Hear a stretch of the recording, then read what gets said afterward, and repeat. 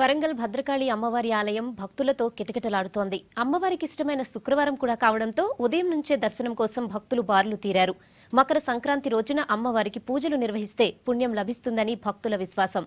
వరంగల్ భద్రకాళి ఆలయం నుంచి మరిన్ని వివరాలు కృష్ణమోహన్ అందిస్తారు. Krishnamohan, over to you. సూర్యుడు మకర రాశిలోకి రావడంతో మకర సంక్రాంతి ప్రారంభమవుతుంది. శుక్రవారం కావడం, సంక్రాంతికి సెలవు రోజు కావడంతో భద్రకాళి దేవస్థానానికి ఉదయం నుంచే కూడా భక్తులు పోటెత్తుతున్నారు. ఆలయం మొత్తం శోభాయమానంగా నెలకొంది.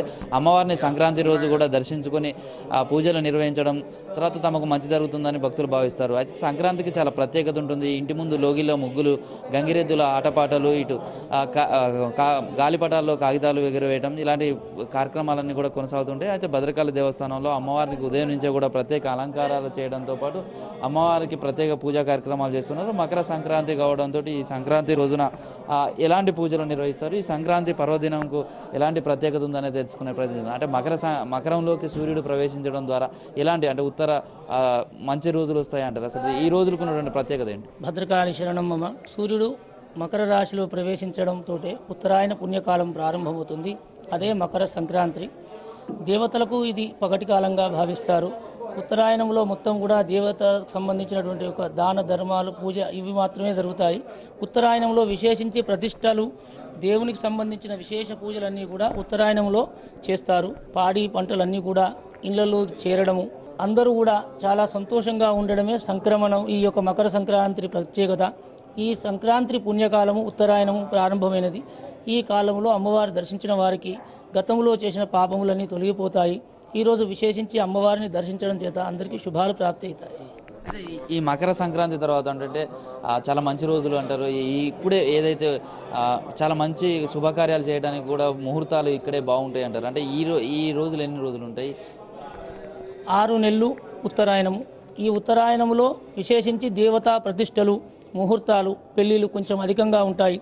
దక్షిణాయనం కేవలము పూజ, జపము, తపస్సులకు సంబంధించినది. ఉత్తరాయణము మొత్తం కూడా శుభమైనది. ఉత్తరాయణంలో మరణించిన వారికి స్వర్గం ప్రాప్తి అవుతుంది అని తెలుస్తుంది.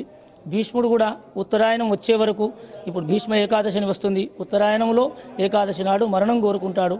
ఉత్తరాయణంలో స్వర్గద్వారాలు తెరిచి ఉంటాయి, నరక ద్వారాలు బంద్ ఉంటాయని ప్రతీతి. కనుక అనేకమైనటువంటి పుణ్యఫలాలు లభించేది మొత్తం కూడా ఉత్తరాయణంలోనే.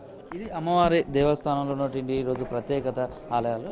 అయితే ఈ శుభగడియలు కూడా ఉంటాయి. ఇదంతా కూడా ఉత్తరాయణం అనేది కూడా చాలా శుభప్రదం. ఈ రోజు కనుక ఏ శుభకార్యాలు ప్రారంభించినా కానీ నిర్విఘాటంగా కూడా కొనసాగుతాయనే భక్తుల నమ్మకం. చూడవచ్చు ఆలయం కూడా మొత్తం భక్తులతోటి కిటకిటలాడుతుంది. చాలా మంది సంక్రాంతి అంటే చాలా ట్రెడిషన్ తోటి ఉంటుంది. ఈ మధ్యకాలంలో మర్చిపోతున్నారు అంటున్నారు. ఎట్లా అనిపిస్తుంది ఈ సంక్రాంతి? మీ చిన్నప్పుడు కానీ ఇప్పుడు కానీ తేడా అనిపిస్తుంది? చిన్నప్పుడు సంక్రాంతి అంటే కైట్స్ అవన్నీ ఎగిరేసేది, చాలా హ్యాపీగా ఉండేది అందరి ఫ్రెండ్స్తో. ఇది మొత్తానికైతే భద్రకాళి దేవస్థానానికి వస్తున్నటువంటి భక్తులది ఉత్తరాయణం ఉన్నటువంటి శుభ గడియలు కాబట్టి కూడా ఈ 6 నెలలు కూడా మంచి రోజులు ఉంటాయి. అమ్మవారిని దర్శించుకోవడంతో పాటు ప్రత్యేక పూజా కార్యక్రమాలు నిర్వహిస్తే వారు ఏదైతే అనుకున్న కోరికలన్నీ కూడా నెరవేరుతాయి అనేది కూడా ఒక సెంటిమెంట్ ఉంటుంది. సంక్రాంతి కావడం, అందులోనూ శుక్రవారం అమ్మవారికి ప్రీతిపాత్రమైనటువంటి శుక్రవారం కూడా కావడంతో కూడా భక్తులు పెద్ద ఎత్తున ఆలయానికి తరలి వస్తున్నారు. కెమెరామెన్ క్రాంతి కుమార్తో కృష్ణమోహన్, V6 న్యూస్.